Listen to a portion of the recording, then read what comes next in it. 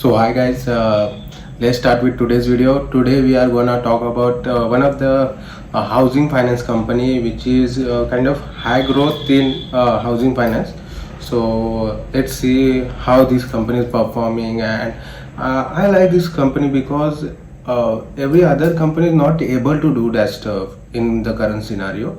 Even the repo rates are quite high, and RBI is not reducing it, so that's the reason why I'm quite bullish on it. And even Indian housing sector is kind of currently is, what we can say, consolidating. So the last 2 to 3 years were kind of boom for Indian real estate sector, but currently it's consolidating. But I don't think so it gonna go more downwards or kind of stuff. So it should go upwards only.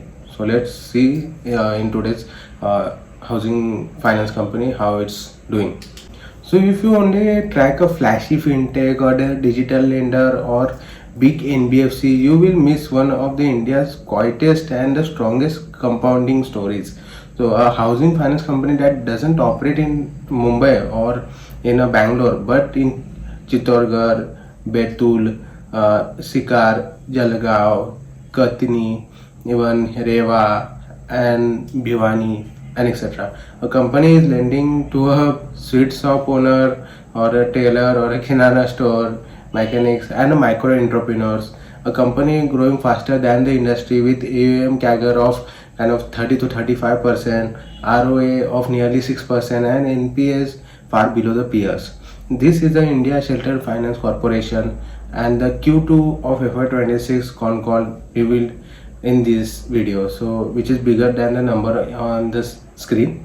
Today we will decode the real picture behind the quarters, with the growth, asset quality and the street pocket and the stress pockets, underwriting the sustainable discipline, and how India Shelter has quietly positioned itself to dominate the Tier-3 affordable housing credit cycle. The quarter where the business proved its model.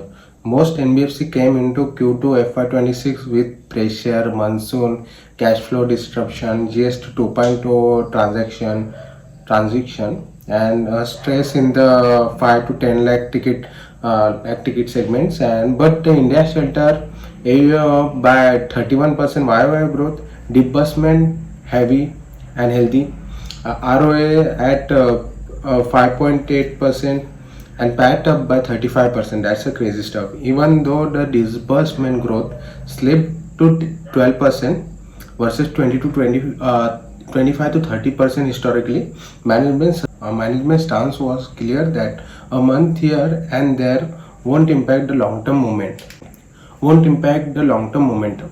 So why was the slowdown? It was because of heavy rain disrupted collection. GST transaction created a temporary hesitation among small traders. Some regions faced short-term cash flow mismatches, but the key here is H2 will be the stronger. The company treated a 30 to 35% AUM growth for next few years.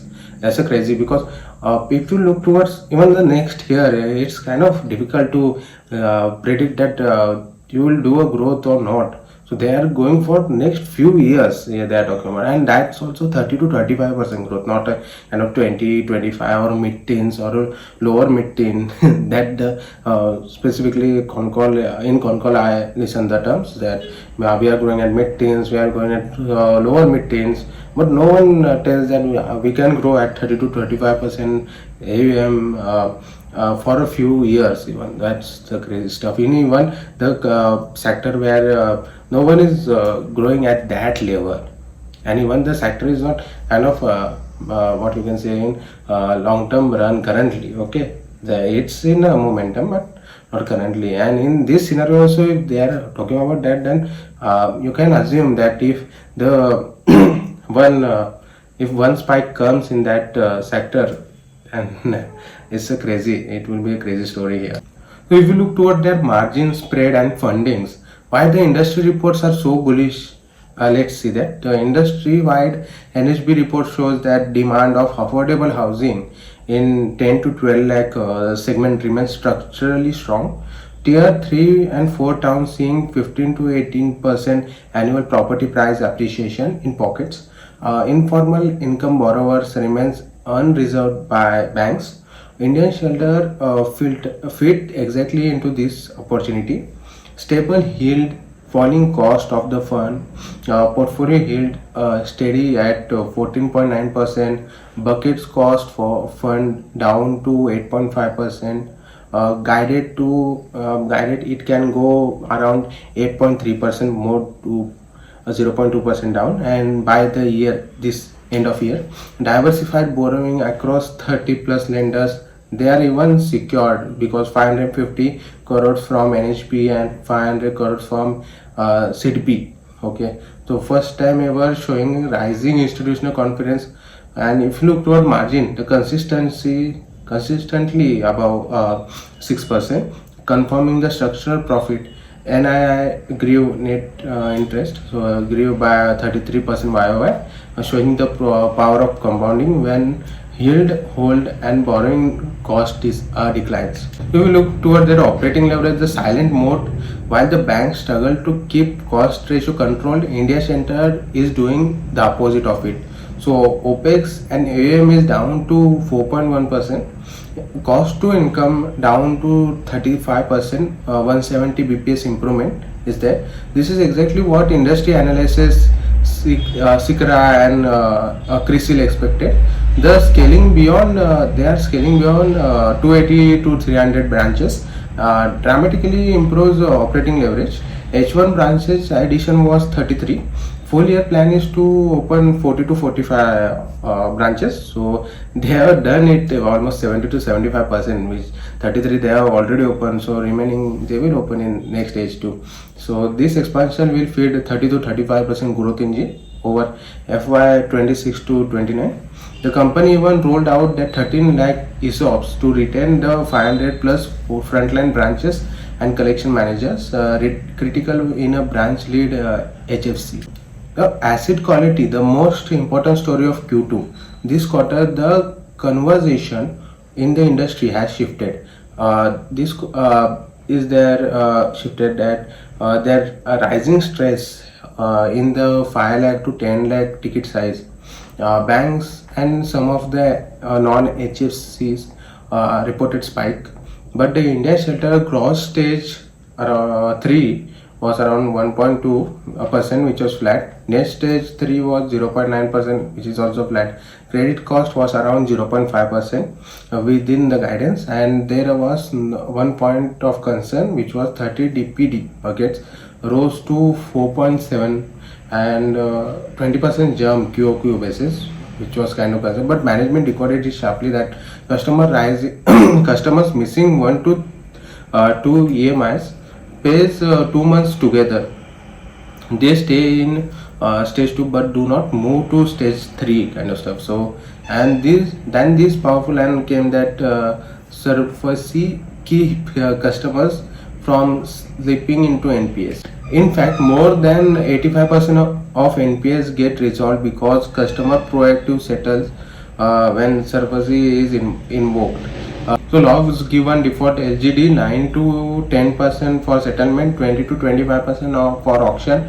Blended LGD is 11 to 12%, among the lowest in the industry. Low LTVs 45% at the original is the real mode here. So the risk management and underwriting, the hidden backbone. The Concall reveals something few notice. Conservation rate are falling by design. Over the last 18 months, the BRE, Business Rule Engine, has tightened underwriting for FOIR filters, geo-specific restriction, segment-based cutoffs, even the pattern recognition from past cohorts, stress flags from the branches that showed early issues.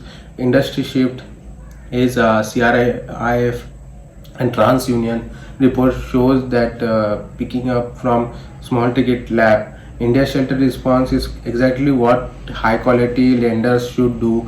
Don't chase volume, sharpen the filters.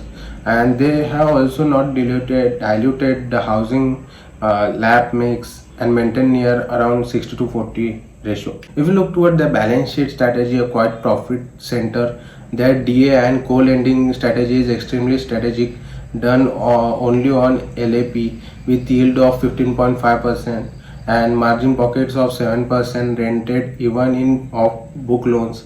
Even the target is of 16 to 18% of total funding through assignments, co-lending up to 10% of the book. Why this matter? Industry reports like EY of and PWC shows the assignment of co-lending help Tier-3 HFCs so lock long tenure capital, so reduce ALM gaps and improve the return on equity without raising the expensive equity.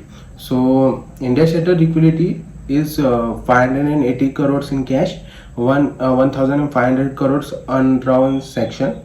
So ALM is positive in all buckets. This is the balance sheet management at its best. If we look towards the competition pricing and the rate cut cycle, the industry believes the competition is rising, but the India Shelter sees it differently. Competition is more about poaching the staff, not about the pricing pressure, because that segment, the informal small business self-employed borrowers, is not easily served by banks. While the RBI rate cut do creates pressure for large ticket urban HFCs in India Shelter market, but the customer values speed, certainty and branch services. So PLR cuts and selective and rule based weightage and credit quality shift to lower risk borrowers is not a part of their strategy. So they stick to their high yield, high ROA niche with it. So if you look toward the micro tailwinds and the road ahead, GST 2.0, government capex, improvement in rural consumption and RBI inflation trending lower, all these macro factors help the India Shelter target customers the most. Management remains the confident of 30 to 35% loan growth, 6% greater spreads, 40 to 50 BPS credit cost, OPEX ratio improving, and with 299 branches towards 350 plus branches by FY27. The engine is well positioned, okay, for growth. The real growth story is not in metro cities. It's in small town entrepreneurs. India Shelter is not just lending money. They are funding home extensions, helping housekeepers expand, helping family immigrate from kind of old house to new houses, serving people banks still avoids, backing the economic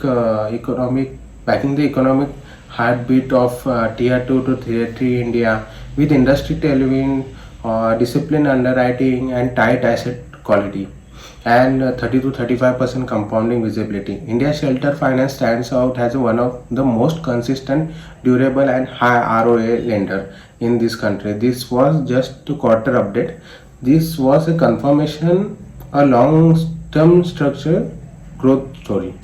This was just a quarter update, but this was a confirmation on a long story, which is structural growth story. Okay.